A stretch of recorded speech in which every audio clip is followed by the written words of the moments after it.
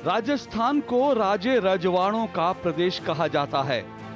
हालांकि आजादी के साथ ही भारत में राजा महाराजाओं की हुकूमत खत्म हो गई।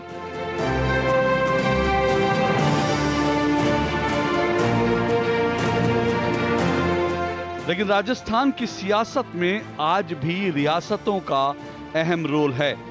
करीब 18 राज परिवार और उनके वारिस राजस्थान की राजनीति को हमेशा से ही प्रभावित करते रहे हैं। कुछ चुनाव लड़कर और कुछ बिना चुनाव लड़े ही। और एक बार फिर इस बार के विधानसभा चुनावों में दर्जनों भर राज परिवार जनता की अदालत में अपना मुकदमा लेकर उतरे हुए हैं।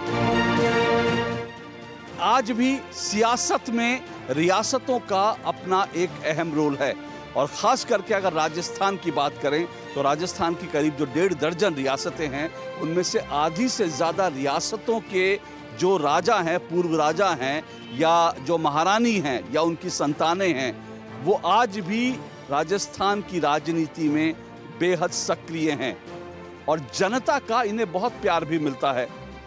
पहली बार जब चुनाव हुए देश में, उसके बाद बीकानेर के जो राजा हैं वो चुनाव लड़े और उसके बाद कई जो रियासतों के राजा हैं उन्होंने चुनाव लड़ने की शुरुआत करी। इस वक्त मैं जहां सिटी पैलेस में हूं, जयपुर का सिटी पैलेस, जो जयपुर का जो राजघराना है उसका जो महल है, यहाँ की जो राजमाता गायत्री देवी वो भी 3 बार चुनाव लड़ी और उनको जनता का अथाह समर्थन मिला।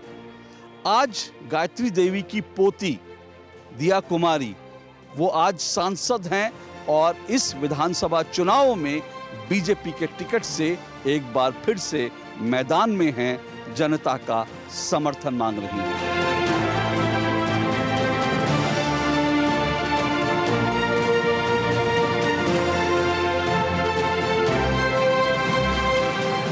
जयपुर राजघराने की दिया कुमारी भाजपा की उम्मीदवार हैं, तो इस बार बीकानेर राज परिवार की वारिस सिद्धि कुमारी भी भाजपा के टिकट पर ही चुनाव लड़ रही हैं।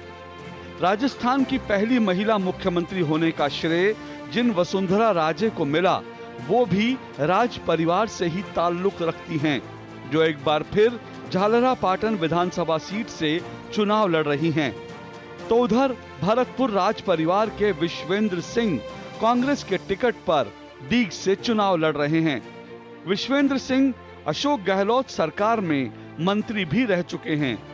ये लोकतंत्र की ताकत है कि जब राजा चुनाव लड़ते हैं, मंत्री बनते हैं, तो जनता जनार्दन उनके नाम से नहीं बल्कि उनके काम से उन्हें पहचानती है। कभी प्यार देती है तो कभी दुत्कार भी देती है।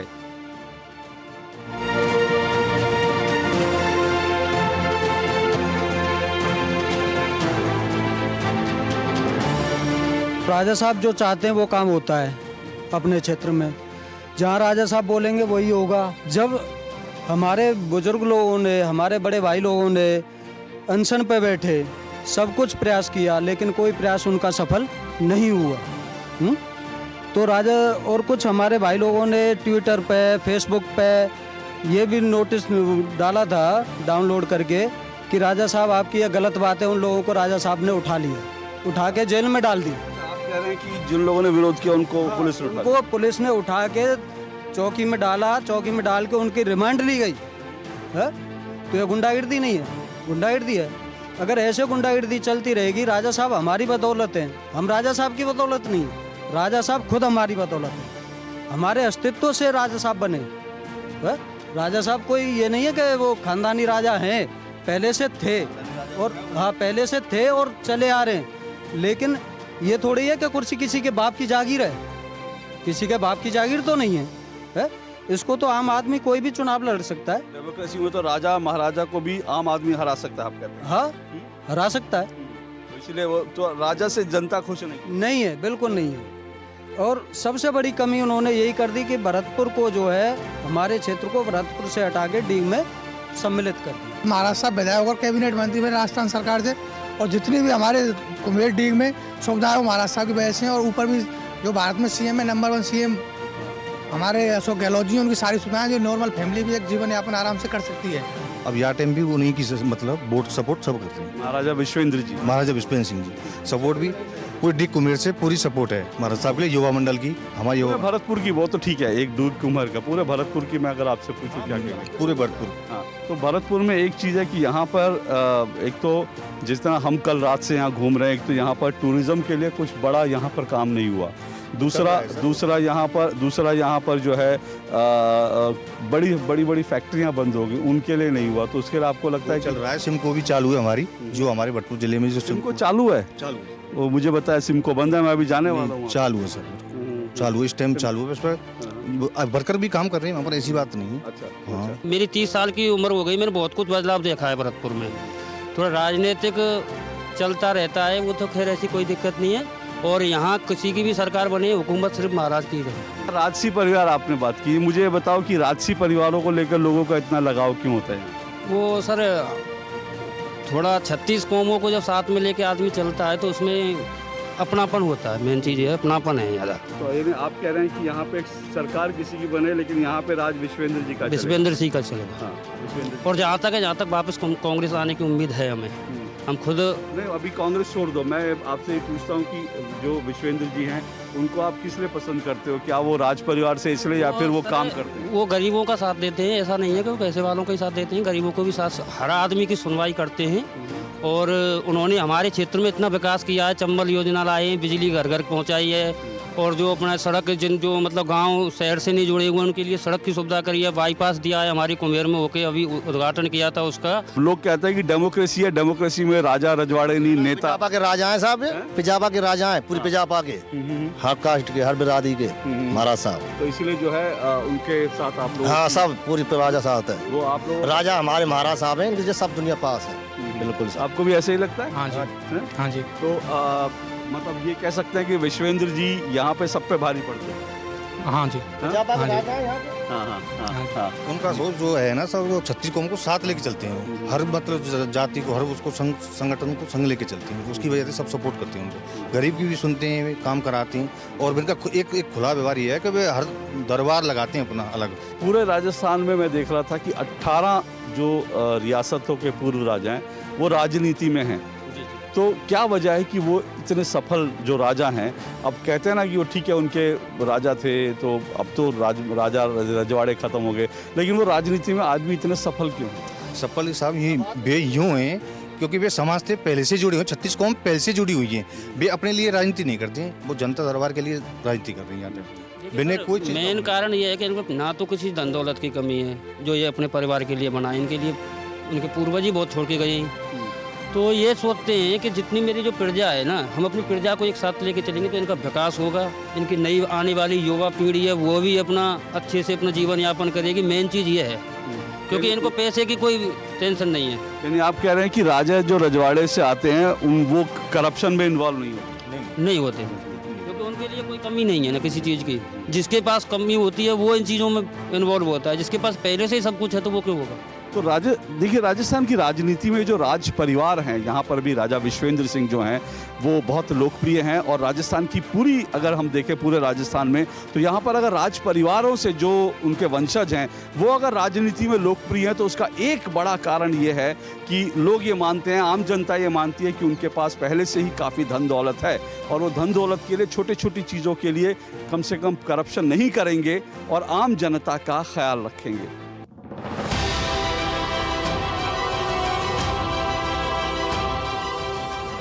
वैसे राजस्थान के राज परिवार तो चुनावों के समय ही चर्चा में आते हैं, पर इन राजे रजवाड़ों के महल और किले हमेशा ही सुर्खियों में रहते हैं।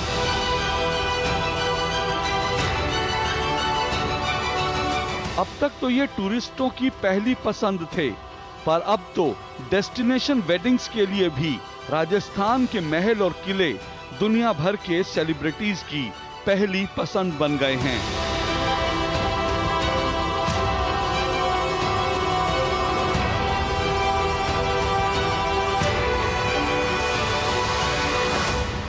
कुछ दशक पहले तक राजस्थान में दर्जनों किले बेहद खराब अवस्था में जर्जर हालत में थे, लेकिन आज ये तमाम किले जो हैं वो एक टूरिज्म सेंटर के रूप में बन गए हैं, शानदार होटल्स में परिवर्तित हो चुके हैं और यहाँ डेस्टिनेशन वेडिंग्स होती हैं और पर्यटक यहाँ पर खूब बड़ी तादाद में आते हैं। इस वक्त हम जहाँ बैठे हैं तिजारा का ये फोर्ट भी कुछ साल पहले तक बेहद ख़राब अवस्था में था। दरअसल तिजारा का ये किला 19वीं सदी का किला है। इसे महाराजा बलवंत सिंह ने बनवाना शुरू किया था। बलवंत सिंह इसको करीब 13 साल तक बनवाते रहे, इसका निर्माण कार्य चलता रहा, पर उसके बाद महाराजा बलवंत सिंह की मृत्यु हो गई और ये किला पूरी तरह से बनकर तैयार नहीं हो सका। उसके बाद करीब 150 साल तक ये किला जर्जर अवस्था में रहा, लेकिन बाद में व्यवसायी और इतिहासकार अमरनाथ ने इसे एडॉप्ट किया और इसे शानदार होटल में बदल दिया।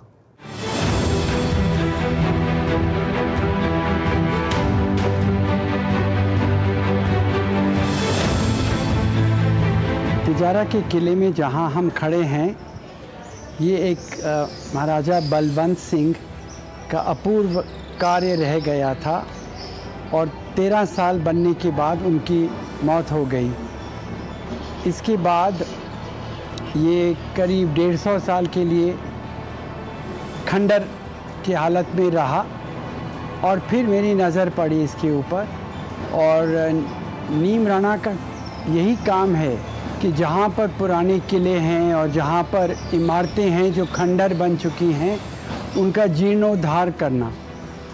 तो ये एक शानदार रुइन थी। ये 8 एकड़ का किला है। तो हम लोगों ने अब यहाँ पर 100 से ज़्यादा कमरे बना दिए हैं और यहाँ पर बड़े कॉन्फ्रेंस होते हैं और लोग शादी के लिए आते हैं और सेलिब्रेशंस के लिए आते हैं, जन्मदिन, एनिवर्सरी, सब कुछ। तो एक बहुत शानदार जगह बन गई है जहाँ 8 एकड़ में महल भी हैं, रानी महल, हवा महल, मर्दाना महल और 7 हैंगिंग गार्डन भी हैं। This Tijara Fort Palace, which really is a wonderful restoration and conservation project, and the kind of thing in UNESCO we're trying to encourage a lot, so that the private sector gets involved as much as government. It's not just government's business, but everybody's business. And here we really have a wonderful example of this magnificent fort that's also such a pleasant place to stay. Rajasthan के एक पूर्व मुख्यमंत्री भैरव सिंह शेखावत देश के बहुत बड़े नेता रहे। वो राजस्थान से अपनी उन्होंने राजनीति की शुरुआत की और उसके बाद वो भारत के उपराष्ट्रपति भी बने। भैरव सिंह शेखावत को राज्य की राजनीति में आज भी याद किया जाता है, क्योंकि उन्होंने दरअसल राज्य के लिए ऐसी कई नीतियां बनाई जिसका फायदा राजस्थान को हुआ, राजस्थान के लोगों को हुआ। ये जो खंडहर पड़े जो इमारतें हैं, खंडहर पड़े जो तमाम किले हैं, उनको रिनोवेट करके उनको होटल्स की तरह बनाना, उनको एक डेस्टिनेशन बनाना, पर्यटन का एक डेस्टिनेशन बनाना, इसके पीछे भी भैरव सिंह शेखावत जी का बहुत बड़ा हाथ रहा।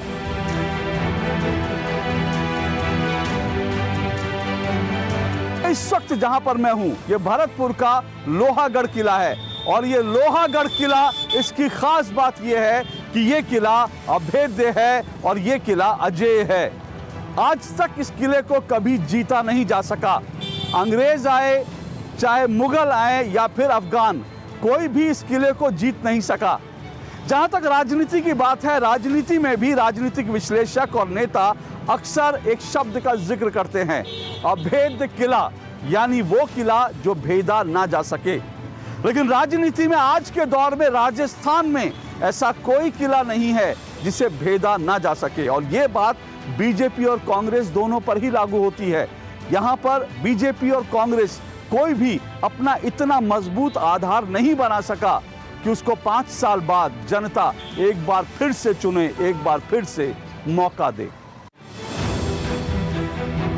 राजस्थान के राजघराने और ठिकाने जो हैं वो लगातार राजनीति में एक बहुत इंपॉर्टेंट भूमिका निभाते रहे हैं।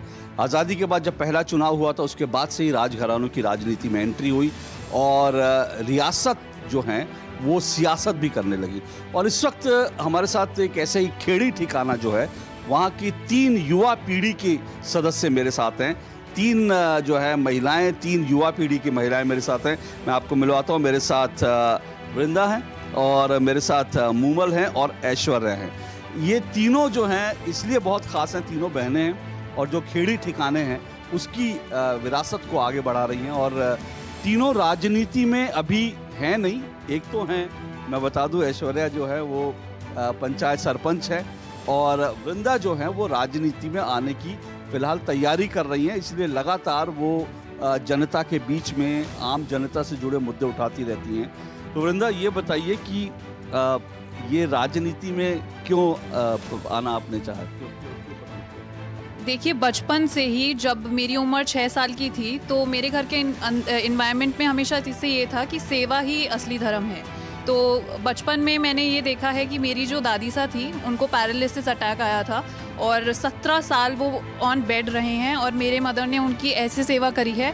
तो मतलब आई डोंट थिंक ऐसे इस तरीके से और इतनी निष्ठा और भाव से कोई सेवा कर सकता है। तो वो बहुत ज़्यादा इंस्पायरिंग था। तो मैंने बचपन से जब यही देखा है तो फिर मुझे लगा कि अगर ये घर में हो रहा है तो बाहर जाके भी मुझे ये सब करना चाहिए। और बहुत लोग बहुत ज़्यादा नीड है लोगों को अच्छे वक्ता, अच्छे मोटिवेटर की और अच्छे जो ग्राउंड लेवल पे आपका जो भी सारी स्कीम्स है गवर्नमेंट की वो पहुंचा पाए। तो आई थिंक मैंने पॉलिटिकल साइंस ऑनर्स किया और मैंने सबकी लाइफ स्टोरीज पढ़ी, तो उनसे इंस्पायर होके मैंने अपने जीवन में उतार कर उसको किस लेवल तक हद तक मैं उसको थोड़ा बहुत इम्प्लीमेंट कर पाई हूँ अपने ग्राम पंचायत में और काफ़ी हद तक सेटिस्फाई। नमस्कार, आप देख रहे हैं डीडी न्यूज़ और आइए अब आपको सीधे लिए चलते हैं राजस्थान के निम्बाहेड़ा, जहां पर केंद्रीय गृह मंत्री अमित शाह रोड शो कर रहे हैं।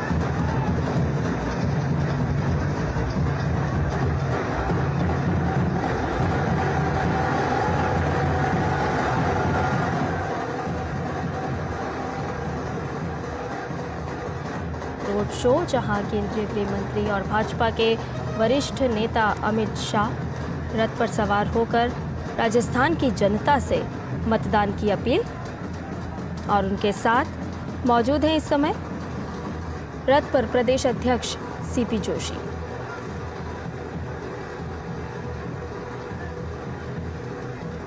आपको बता दें कि आज शाम राजस्थान में चुनाव प्रचार थम जाएगा और उससे पहले सभी दल जोर शोर से मतदाताओं को रिझाने, मतदाताओं को अपने पक्ष में मतदान करने के लिए चुनावी जनसभा और रैली का आयोजन कर रहे हैं।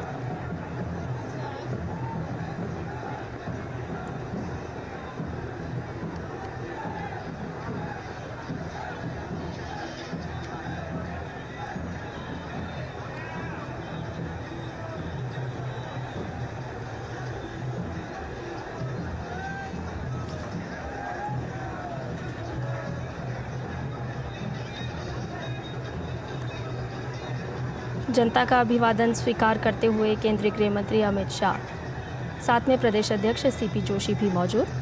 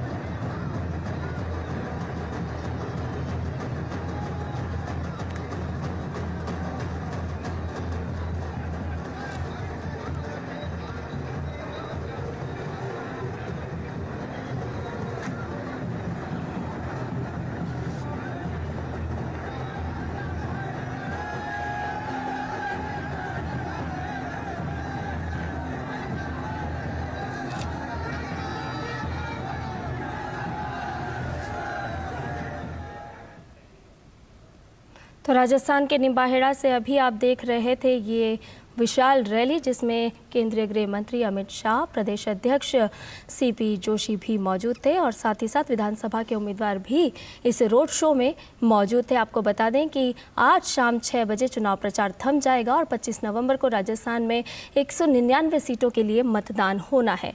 और इसके बाद अब आपको सीधे लिए चलते हैं हमारे विशेष कार्यक्रम चुनावी रथ की ओर। जी बिल्कुल, बदलाव हम लोग कर चुके हैं।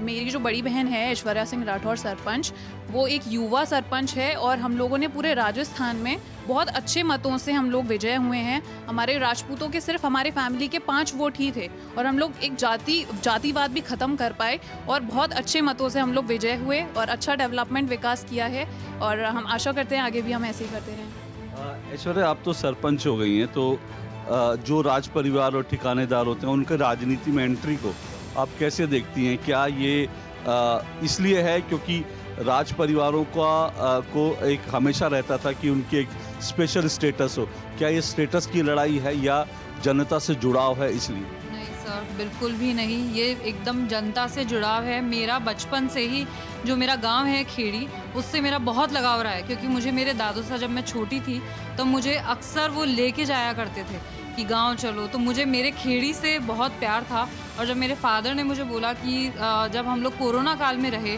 तो हमने वहाँ पे लोगों को देखा कि ये प्रॉब्लम्स आ रही है, पानी नहीं है, रोड्स नहीं है, क्योंकि हम लोगों का भी आना जाना हो रहा था वहाँ पे। तो लोग मेरे फादर के पास में आए कि क्या कर सकते हैं हम, तो हम तीनों ने डिसाइड किया कि नेहा जीजा आप आगे हो, ऐश्वर्या जीजा आप आगे आएँ और अपन लोग कुछ गाँव को सब लोग चारों मिल के विकास करते हैं और आगे लेके जाएंगे ताकि अपने गांव वाले अपन लोगों को याद रखें और वो भी सुखी रहें।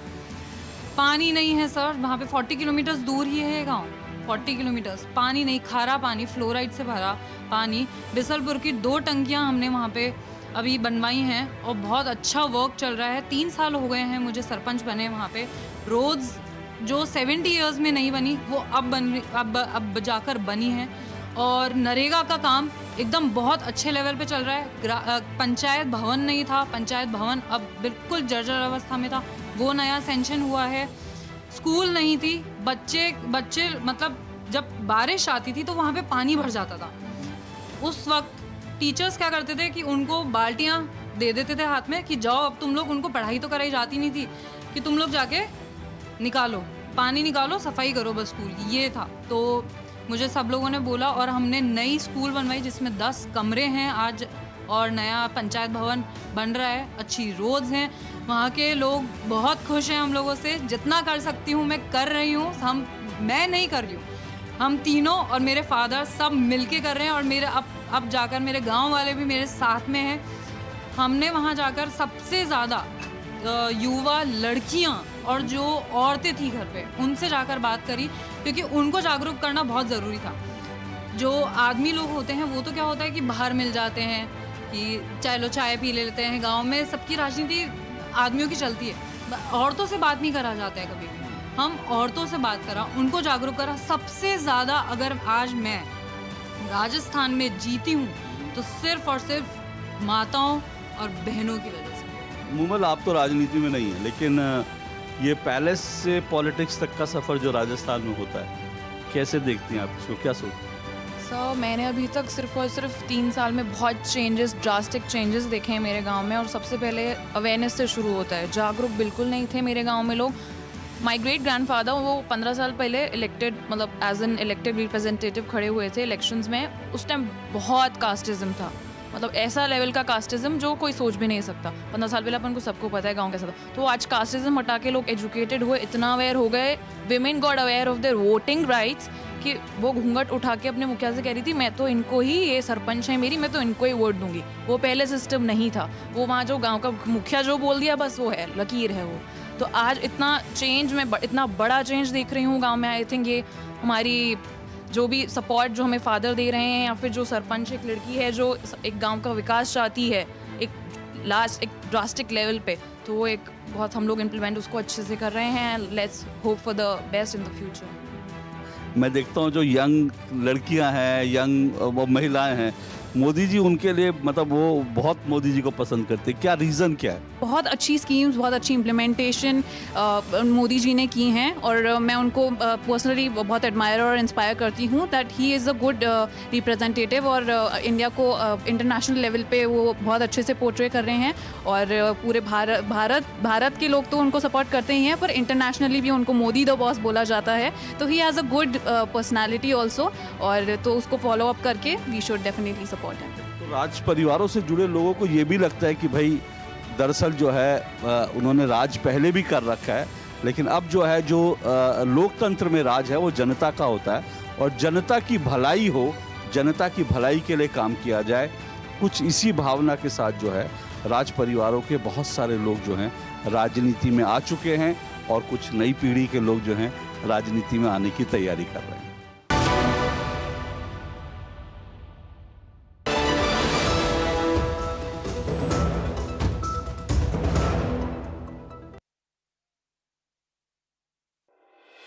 बॉलीवुड टॉकीज में देखिए